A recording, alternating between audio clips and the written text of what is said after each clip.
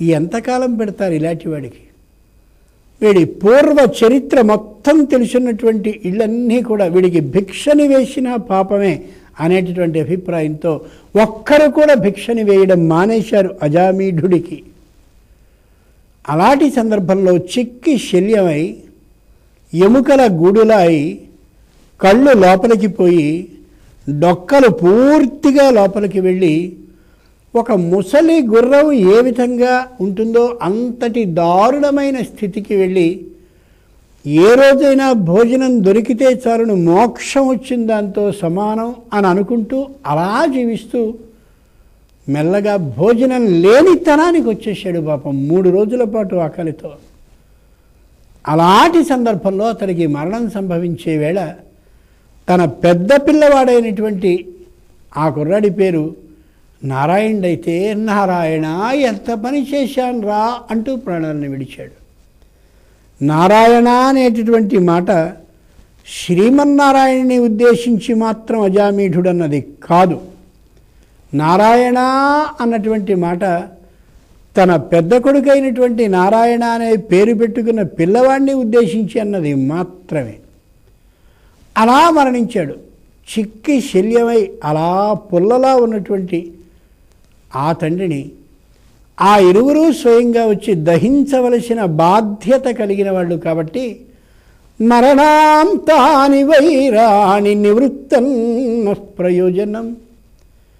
తండ్రి ఎంతటి దుర్మార్గుడైనా అతడికి అంత్య సంస్కారాలని నెరవేర్చవలసిన బాధ్యత కలిగిన వాడు పెద్దవాడు కాబట్టి తాను వస్తే అతని వెనుక ఉండవలసిన బాధ్యత ధర్మము కర్తవ్యము ఉన్నవాడు తమ్ముడు కాబట్టి తమ్ముడు కూడా వచ్చాడు. ఆ ఇద్దరూ స్వయంగా అంత్య సంస్కారాలను నిర్వహిద్దామని అనుకుంటున్నటువంటి దశలో విష్ణుదూతలు అక్కడికి వచ్చారు. విష్ణుదూతలు వచ్చిన సందర్భానికే యమదూతలు అక్కడికి వచ్చారు. వీడు పరమ నికృష్టుడు, వీడు చెయ్యనటువంటి మోసం లేదు, చేయనటువంటి పాపం లేదు, చేయనటువంటి అకృత్యం లేదు. మొత్తం అకృత్యాలు ఎన్నున్నాయో అన్నిటినీ చేశాడు. అన్ని పాపాలకి ముద్ద ఈ అజామీఢుడు. ఇలాంటి వాడిని స్వయంగా యమలోకానికి తీసుకుపోవలసినటువంటి కర్తవ్యం మాది కాబట్టి యమ ప్రతినిధులుగా ఇక్కడికి వచ్చి వీడిని యమలోకానికి పట్టుకుపోయి తగిన శిక్షల్ని విధిస్తాం అన్నారు యమదూతలు. అంతకాలే మామేవ స్మరన్ ముక్త్వా కలేబరం యః ప్రయాతి సమద్భావం యాతి నాస్త్యత్ర సంశయః. వెంటనే విష్ణుదూతలు అన్నారు, వాడు ఎలాంటి వాడైనా కావచ్చు, ఎంతటి నికృష్టుడైనా కావచ్చు, ఎన్ని వ్యాపారాలని చేసిన వాడైనా కావచ్చు, దుర్వ్యసన పరుడైనా కావచ్చు, మరణించే కాలంలో శ్రీ మహావిష్ణు స్మరణని కానీ చేసినట్లయితే మా లోకానికి చెందినవాడు అవుతాడు. కాబట్టి మహావిష్ణు స్మరణని చేసినటువంటి వీడు పుణ్యాత్ముడే అవుతాడు. కాబట్టి చివరి కాలంలో మా లోకానికి సంబంధించినటువంటి ఆస్తి వీడు. అందుకోసం మేం పట్టుకెడతామన్నారు విష్ణుదూతలు. యమదూతలకి విష్ణుదూతలకి తీవ్రమైన చర్చ శాస్త్ర ప్రకారంగా సాగింది. అలా సాగుతున్నటువంటి దశలో వెంటనే ఆకాశం నుండి శ్రీ మహావిష్ణువు స్వయంగా ప్రత్యక్షమై వీడు యమలోకానికి వెళ్ళవలసినటువంటి వాడు కాడు, విష్ణులోకానికి పంపబడవలసినటువంటి వాడే, మరణించేటటువంటి కాలంలో పరమేశ్వర ధ్యానాన్ని చేశాడు కాబట్టి మన లోకానికి తెండి అన్నాడు. ఇక్కడ విష్ణుదూతలో మాట అన్నారు. నారాయణ అని అన్నటువంటి ఆ మాట శ్రీ మహావిష్ణువు అయినటువంటి నిన్ను ఉద్దేశించింది కాదు స్వామి. తన పుత్రుడైన వాడు నారాయణుడు కాబట్టి పెద్ద పిల్లవాడిని పిలిచేటటువంటి ఆ పేరుతో పిలిస్తే అది మీరు నారాయణ అని తమని స్మరించినట్టుగా అనుకున్నారు కాబట్టి వీడు యమలోకానికి దగినవాడే అని మేము అనుకుంటున్నామని యమభటులు స్వయంగా తెలియచేస్తే అప్పుడు కూడా విష్ణు ఒకే మాట అన్నాడు. వాడు ఏ విధంగా నారాయణ అన్నప్పటికీ కూడా ఆ మాటని ఉచ్చరించాడు కాబట్టి మనలోకానికి తీసుకురావలసిన వాడే అని విష్ణు భటుల్ని ఉద్దేశించి పలుకుతూ యమభటుల్ని తీసుకుపోయే హక్కు లేదని చెప్పాడు శ్రీ మహావిష్ణువు. గమనించవలసిన అంశం ఒకటే, చిన్నపిల్లవాడు మనకి సంబంధించినవాడు ఏదైనా దేవాలయంలోనికి పరిగెత్తినట్టయితే మనం వాడిని పట్టుకుందామని పరిగెత్తితే వాడు నిజంగా దేవాలయానికి ప్రదక్షిణం చేయాలనే భక్తి శ్రద్ధ తాత్పర్యాలతో పరిగెత్తకపోయినా మనం వాడు వెంట పరిగెత్తినట్టయితే వాడు ఏ ప్రదక్షిణాన్ని చేశాడో ఆ ప్రదక్షిణ ఫలితం వాడికి మనకి కూడా వస్తుంది. నిజంగా మనం ప్రదక్షిణం చేసింది వాణ్ణి పట్టుకుందామనే ఉద్దేశంతోనే తప్ప దేవుడికి ప్రదక్షిణం చేయాలనే ఊహతో కాదు. అలాగే వాడు ప్రదక్షిణం చేసింది కూడా తాతయ్యనో నాన్ననో ఆనందింపచేద్దాం తన ఆటతో అనే అభిప్రాయంతోనే ప్రదక్షిణం చేశాడు తప్ప దైవ దర్శనాన్ని భక్తి శ్రద్ధ విశ్వాసాలతో చేద్దామని కాదు. అయినా ఆ ప్రదక్షిణం అంటూ ఆ విధంగా జరిగింది కాబట్టి వాడికి పుణ్యాన్నే ఇచ్చి తీరాలి, ఆలయ ప్రదక్షిణాన్ని చేసినటువంటి ఫలితాన్ని ఇవ్వాలి అని శాస్త్రం తెలియచేస్తున్న కారణంగా ఇక్కడ కూడా నారాయణ అనేటటువంటి మాటని ఉచ్చరించినటువంటి అజామీఢునికి యమలోకానికి ఆహ్వానం కాక విష్ణులోకానికి తగినటువంటి ఆహ్వానం లభించి విష్ణులోకానికి తీసుకుపోయారు. కార్తీక శుద్ధ త్రయోదశి ఆ రోజు. కాబట్టి కార్తీక శుద్ధ త్రయోదశి రోజున ఇదిగో ఈ అజామీఢుని కథని భాగవతంలో ఇలా ఉండదు, కానీ కార్తీక పురాణంలో ఉన్న ఈ కథని విని స్వచ్ఛమైనటువంటి దీపాన్ని ఆ పరమేశ్వరుడైనటువంటి శివలింగానికి ఎదురుగా వెలిగించాలి. ఇక్కడ చిన్న విశేషాన్ని మనం గమనించాలి. సహజంగా దీపాన్ని ప్రమిదని తెచ్చి దాంట్లో నూనె అంటే నువ్వుల నూనెని మాత్రమే పోసి వత్తి వెలిగించి దీపాన్నిగా చేసి పరమేశ్వరుణ్ణి ఆ వెలుగులో దర్శిస్తాం.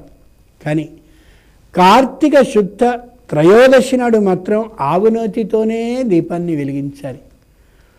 ఆ దీపాన్ని వెలిగించి ఆ కార్తీక దామోదరుడు అంటారంటే శంకరుడు ఎదురుగా కూర్చున్నటువంటి తాను శివ విష్ణు భేదం లేదని తెలియచేస్తూ ఆ శివలింగాన్ని కార్తీక దామోదరునిగా ప్రకటిస్తూ ఆవునేతి దీపపు వెలుగులో ఆ శివలింగాన్ని దర్శిస్తూ అజామీఢుని కథని తాను స్మరించుకుంటూ అవకాశం ఉన్నట్టయితే చుట్టూలా ఉన్నటువంటి వాళ్ళకి తెలియచేస్తూ, ఓ పరమేశ్వరుడా, జీవితంలో నేనేవో ఈ సంసార యాత్రలో తెలిసో తెలియకో కావాలనో కొన్ని అపరాధాలని అజామీఢుని స్థాయిలో చేయకపోయినా కొన్ని దోషాలను నేను చేసి ఉండవచ్చు.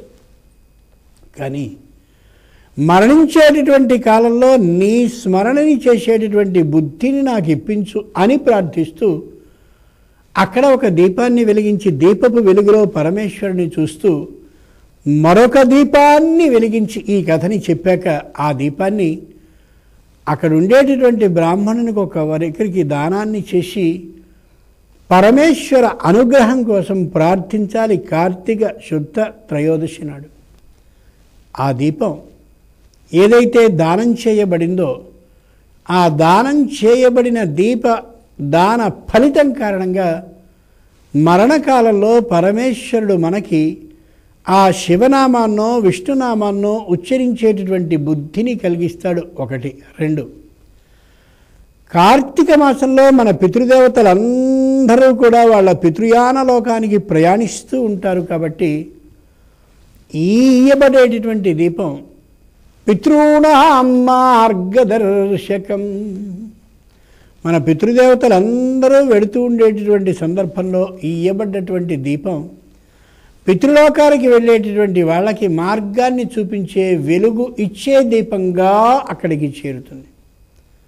అందుకనే శివాలయాల్లో ఆశ్వేజ మాసం అయిపోయిన మరురోజు నుండి అంటే కార్తీక శుద్ధ పాడ్యము నుండి దీపాన్ని వెలిగించి ఆకాశ దీపం అనే పేరిట ధ్వజస్తంభానికి ఆ పైభాగంలో వేలాడదీస్తారు.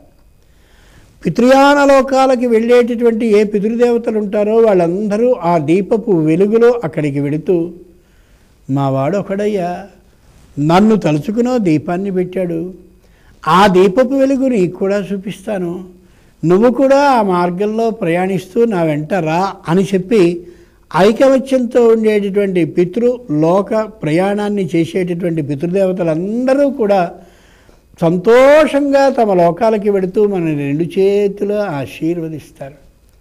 అందుకని కార్తీక శుద్ధ త్రయోదశి నాడు అజామీఢుని కథని వినాలి. దురదృష్టవశాత్తు గతించి ఉన్నట్లయితే మన తండ్రి, మన తాత, మన ముత్తాతల యొక్క గొప్పదనాన్ని స్మరించుకోవాలి. వాళ్ళ పేరిట దీపాన్ని స్వయంగా ఇక్కడ బ్రాహ్మణునికి దానాన్ని చేయాలి.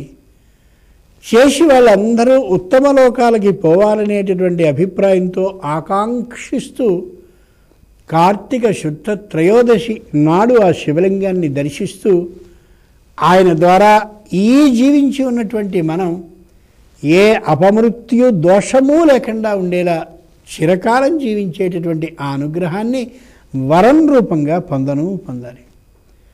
శంకరుడు నాడే ఆయన మృత్యుం జయుడు, మృత్యువుని జయించినవాడు కాబట్టి ఆయన పేరిటే దీపాన్ని వెలిగించి ఆ మొదటి దీపపు వెలుగులో ఆయన్ని చూసి, స్వామి నువ్వు మృత్యుంజయుడివి కాబట్టి మాకు ఏ విధమైనటువంటి అపమృత్యు దోషము లేకుండా ఉండేలా చేయి, నేను జీవించవలసినంతకాలము కూడా సుఖంగా జీవించేటటువంటి విధానాన్ని ఏర్పాటు చేయి, ఆ మరణంతో సమానమైన బాధని కలిగించే అపమృత్యువు కానీ అకస్మాత్ మృత్యువు కానీ లేకుండా ఉండేలా చేయి అని చెప్తూ ఏ కార్తీక శుద్ధ త్రయోదశి నాడు దీపాన్ని అలా ఉంచామో ఆ ఉంచినటువంటి వెలుగుని అలా శంకరుని మీద పడేలా చేసి ఆయనకు సాష్టాంగపడి నమస్కరించాలి.